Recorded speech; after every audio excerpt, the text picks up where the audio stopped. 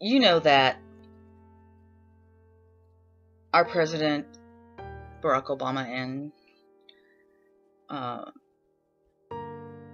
somebody like Vladimir Putin, the president of Russia, they know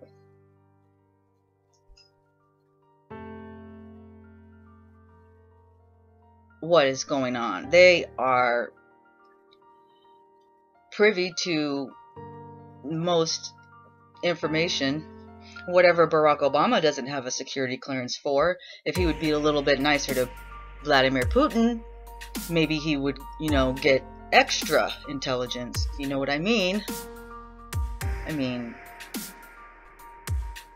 he seems to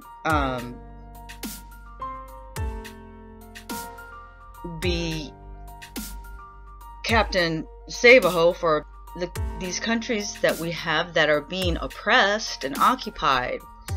And I don't know about you, but I do tend to defend underdogs.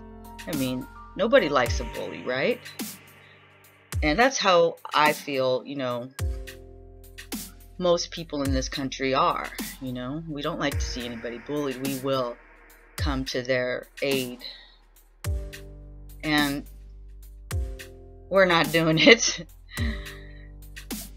on the world stage. Vladimir Putin is. Also, word on the street is that he is a former, emphasis added, KGB agent. Well, now he is running Russia, so just think of all this. He's almost like the Vatican vault, okay? Is what I'm trying to say. So I think that we should really be a lot nicer, and that could explain why there's so much animosity towards him in some circles in our politics, because he knows what everybody's up to. He's not two-faced and he's not going to fake it. To me, it's like anybody that comes out against him is like guilty of something. So when did all the trouble start?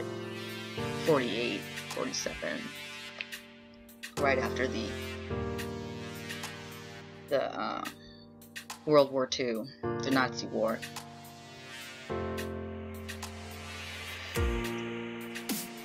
Kind of makes you wonder,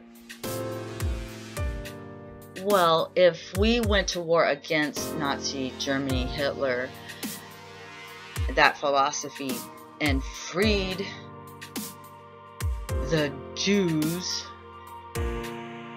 then why did we end up giving refugee status, you could pretty much say, covertly to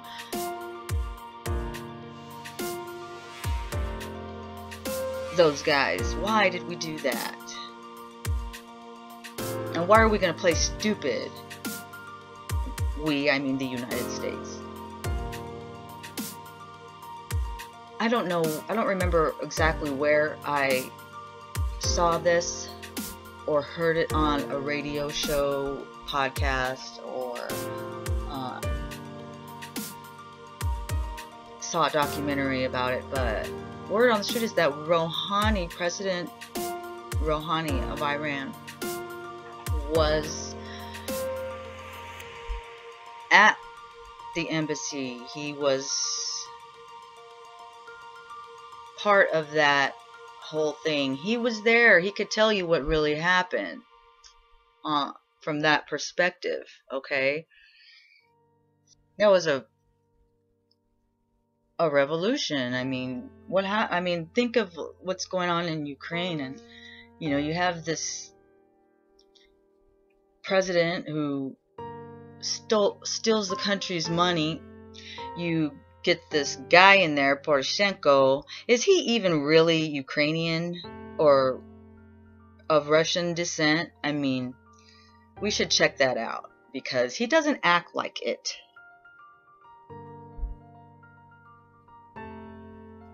He swore me down. We have tanks, mercenaries, guns from Russia. Bull fucking shit. It's just up there saying whatever. They need somebody else who will do something similar like the Greek president, Tsipras, and stand up and, like Obama, stand up and say what happened in this last period was horrible, and I'm here to say that if you elect me, we're going to make some changes. Well, then immediately they get cast out. And these bullshit sanctions, I mean, cast out of what? Austerity? No, they're mad because they're not going to be able to suck the life out of the land, the natural resources. I mean, we must be getting down to the nitty gritty here. They must have almost got us sucked up like a raisin in the United States, because they're fracking of all things and hurrying up about it. And all the water, what the fuck? They're just really, sucking us dry. Same thing. They're, that's what it's all about. Austerity. We'll give you the $6 billion if you, but you got to do this. You got to do this. And we'll help you with trade and give you access to the equipment and expertise if you let us go. Our guys, our companies, our privatized companies go in and extract this stuff that we all say we need, oil and what have you, because we've cornered the market. And we'll give you 2 pence on the dollar, 2 pence for every $5. And meanwhile, the people who are actually doing the work and the eaters and the breathers are the one that's giving them all the money. So they got a lot of nerve. But as I was saying, people like Tsipras of Greece and President Barack Obama of America, those guys, actually make a change. Every person that is in that position, you might not always see quick results, because obviously they're a pivot. I mean, it's a very delicate situation. You could get JFK'd and shit. What got me all upset today is about the flotilla. And I'm just pointing out, I want it to be known that the people know. The jig is up. The cat is out of the bag. We know who. And we can see the what and the when now. So all roads lead to not Rome. No. Tel Aviv, to be exact. We'll leave Al-Quds out of this. But Tel Aviv. The Tel Avivians.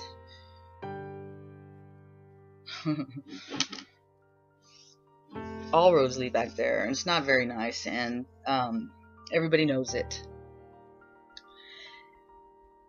So really, everything good that we want to have happen or change, they are against it, because for their safety, and for their security. It's like, I don't care. I really didn't give a damn. They should be caring, they can take care of their own. I mean, why do we got to do things for their security? Meanwhile, they're dropping bombs on innocent people who they don't want to have around because they have not put their best foot forward. I will not vouch for them.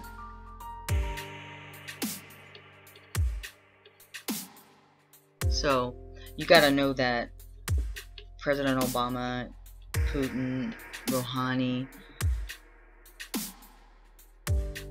David Cameron, everybody, all of them, they know what's really up. Who they're really hiding. Why are they protecting them? Because they've come up on the deal. They've come up on the whole thing.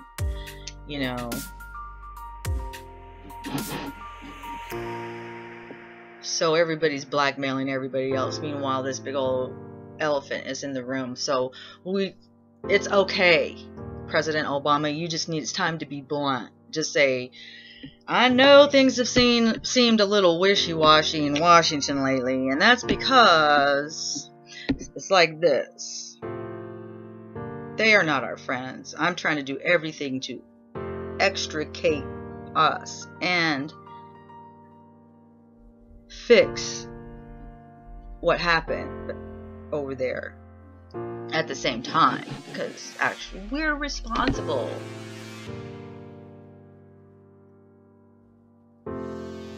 I truly in my heart believe that he just needs to come out and say, so this is what's going on, people.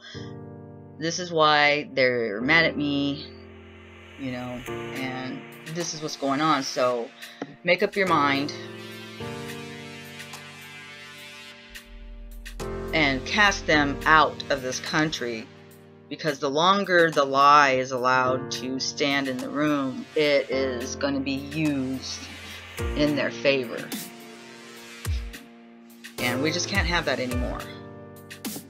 So President Obama needs to come out and start telling the truth about that situation. Make it known to the world that this is what we're trying to do, is fix that situation. And stop their forward push into these other countries, because they're not asking, hey, I noticed you got a lot of oil over there, or what have you, and we put our heads together, we could probably help and do something productive with it. But no, they want to go in and take it, and then take everything. Why? They don't need it. I've never understood that. But now there's no more excuses. Okay? You need to pull that bluff card out of their hands, President Obama, and just lay it out there for the American people. Say, this is what's been going on. Okay? This is where we're at with it. And so a lot of the wishy-washiness, is being misconstrued, because we are trying to oust this old regime who happen to be criminals and murderers, and we're actually collecting, information and intelligence to prove it, or have them out themselves in what they're doing. But we've no more pussyfooting around. I actually think that the Iran nuclear deal is really a peace accord, but in order to have peace, we have to fix that situation. That situation.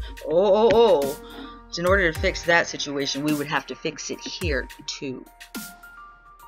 It would have to be a simultaneous, very delicate situation to extricate ourselves with the least lives ending, the least bloodshed as possible. But it can be done.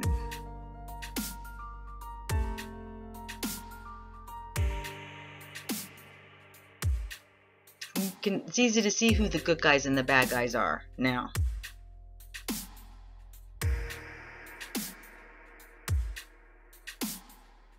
So we just need to stand up and say, hey, We know that shit ain't gonna fly, and oh yeah, we need somebody to come out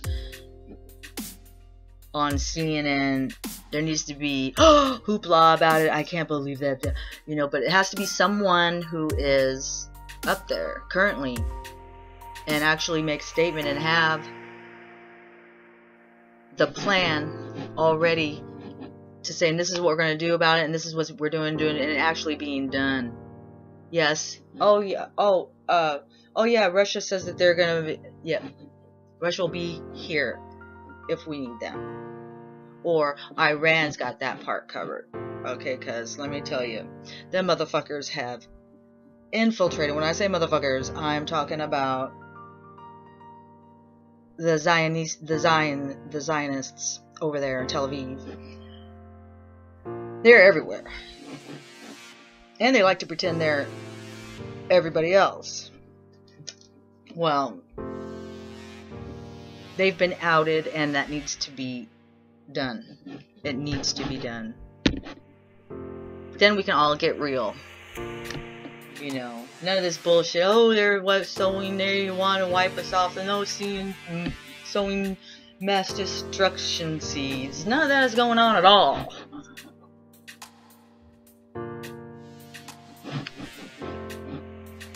And I'm about sick and tired of Hannity and them and their bullshit. I hope that they get brought up on conspiracy charges, because they're actively propagating lies and coming up monetarily. And when people who can affect others' lives on that level look down their noses at a person or a group, they can affect someone's life very negatively and undeservedly for their personal gain. I mean, I hope to hell that there will be some lawsuits against that conglomeration. Cacophony of madness is what they have been illustrating and demonstrating.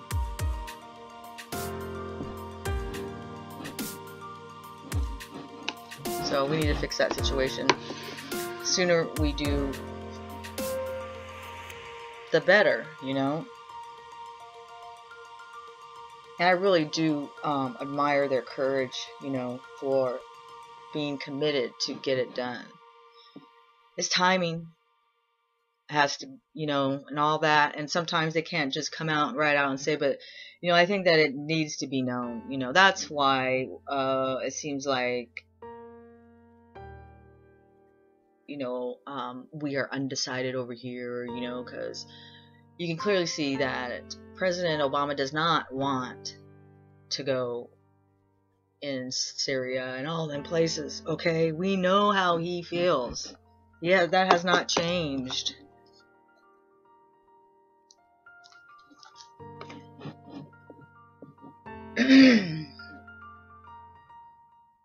So they're trying to block him, stonewall him and everything, and isolate him. So that takes away his effectiveness to help pull this off. They're openly thwarting the right thing to do. How the hell did that happen? Well, now they've got us over a barrel because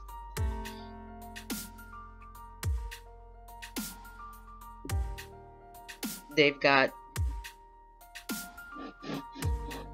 stuff over there themselves, and they were showing it off a little bit when they did their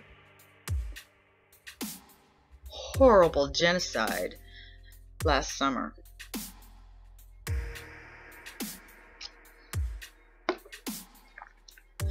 That's a whole lot of hate. You've got to operate from that in order to be doing the things that they do with the, you know, to, yeah, take that, Obama. We just shot these people in the head. Take that. That is just...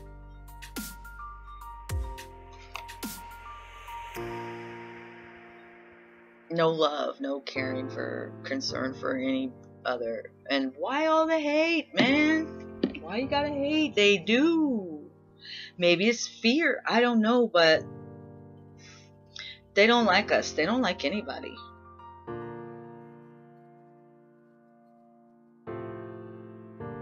That's okay. Just keep it over there. But no.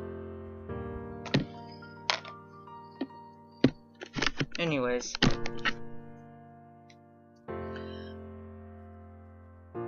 So it's kind of a big deal. Raul Castro, Vladimir Putin, Hassan Rouhani, President Barack Obama, who was a youngster. They need to take him under their wing, and I don't think that Putin would let anything bad happen, but show him the ropes and help him out, because they all know the truth. They all know what's really going on, but help a brother out. And he better be right too. Don't let us down, y'all. But so that's what's kind of going on. Sides are being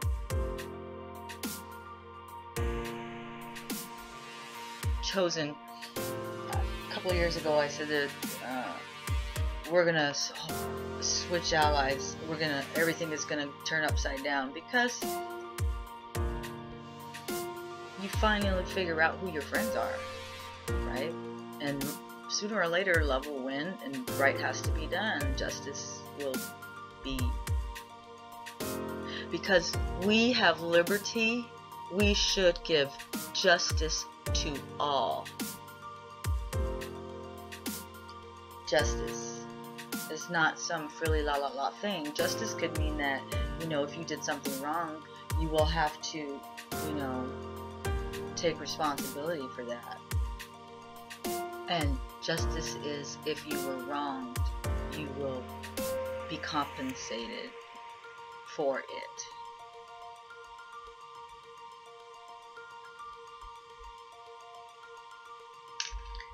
Speaking of which, since everybody knows what's up, we need to start calling the kettle black. And I'm not talking about President Barack Obama, for all you smartasses out there. I am talking about the issue. We need to speak it out, tell the truth about it. Don't let anyone else get away, have the last word with a lie. We have to correct the record at the time or shortly after.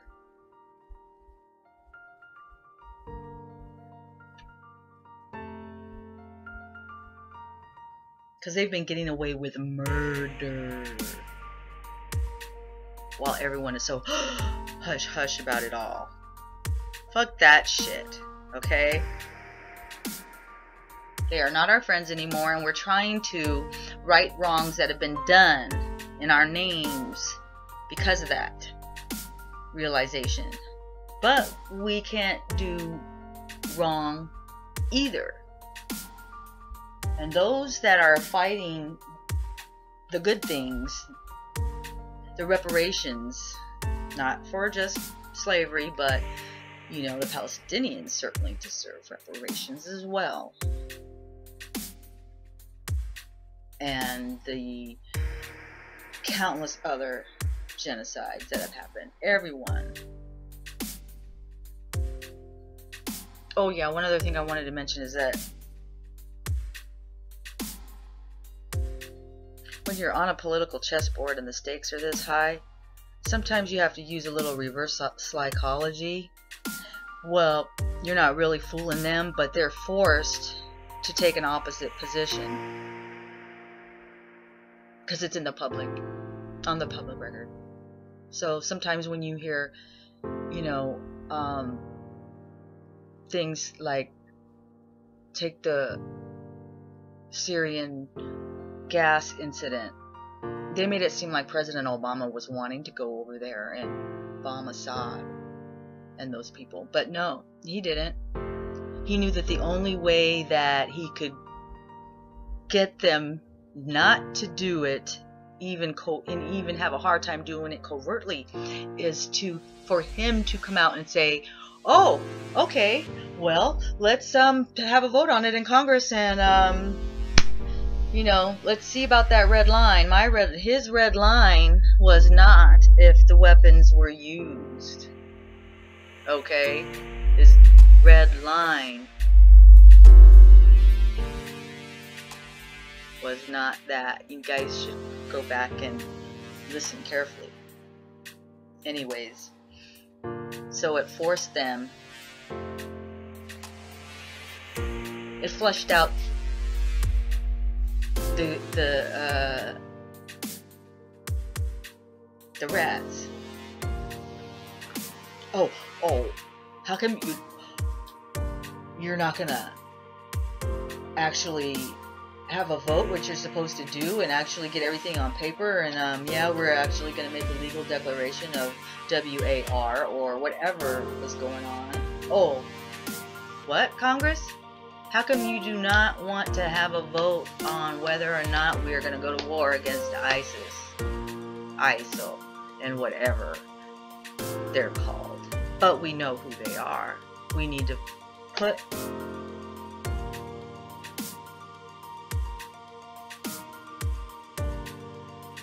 the responsibility where it belongs. We need to do that. Like, dang, if I knew this is what friends are for, I would have signed up to be an enemy. For reals. And you know what? That would probably be the only worthy war we have fought in the last 100 years.